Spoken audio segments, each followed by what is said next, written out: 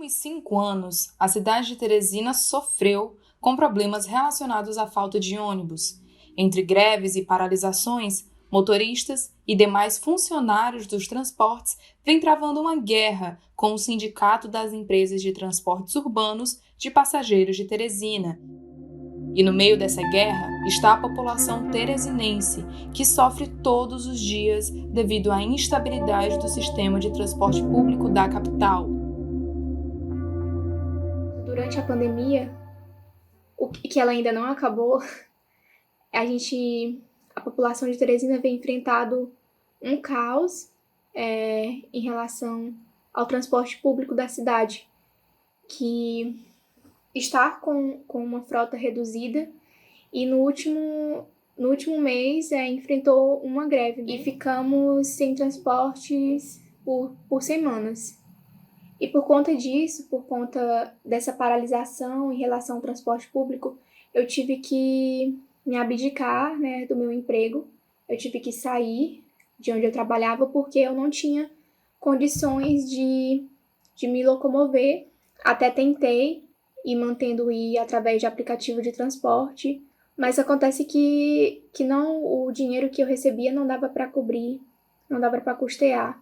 E eu fico muito triste, enquanto população, chegar nesse estado extremo do qual você ter que desistir de onde você trabalha por não ter condições dignas de transporte.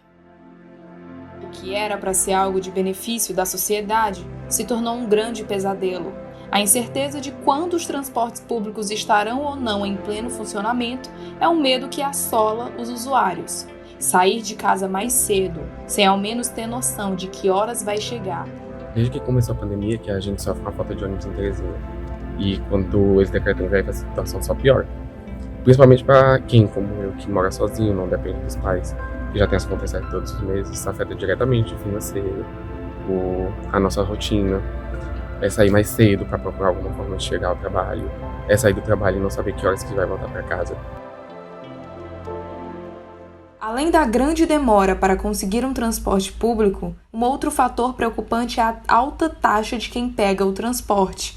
Apesar de Teresina conter um projeto de integração, nem todas as linhas são contempladas. Assim que eu comecei a precisar de ônibus, principalmente, foi quando eu comecei a estagiar, já no final de 2021, que eu vim aqui para o shopping, fui atrás de ônibus e não tinha ônibus, principalmente no horário que eu precisava estar aqui.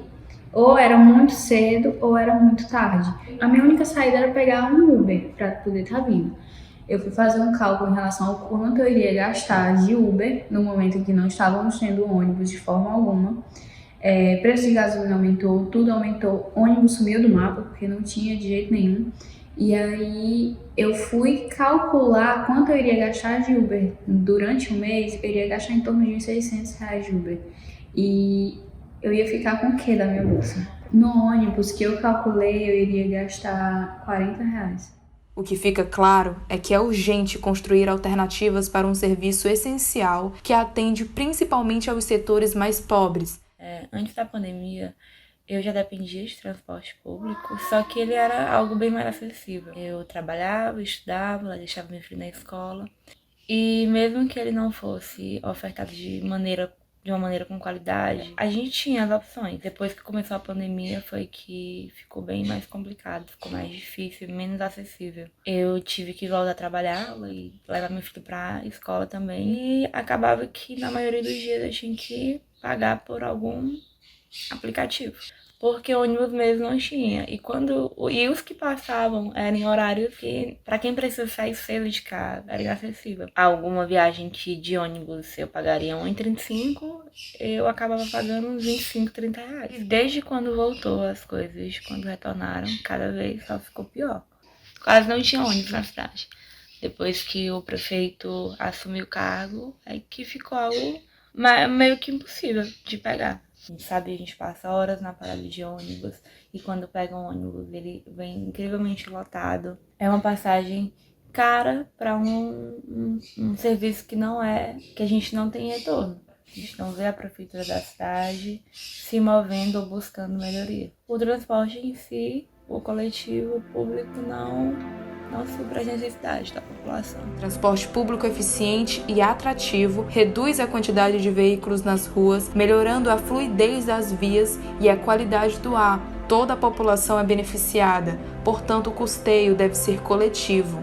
Esse é o primeiro passo para que possamos ter o transporte como um direito e para garantir à população acesso aos serviços, ao lazer e às oportunidades de emprego distribuídos pelas cidades.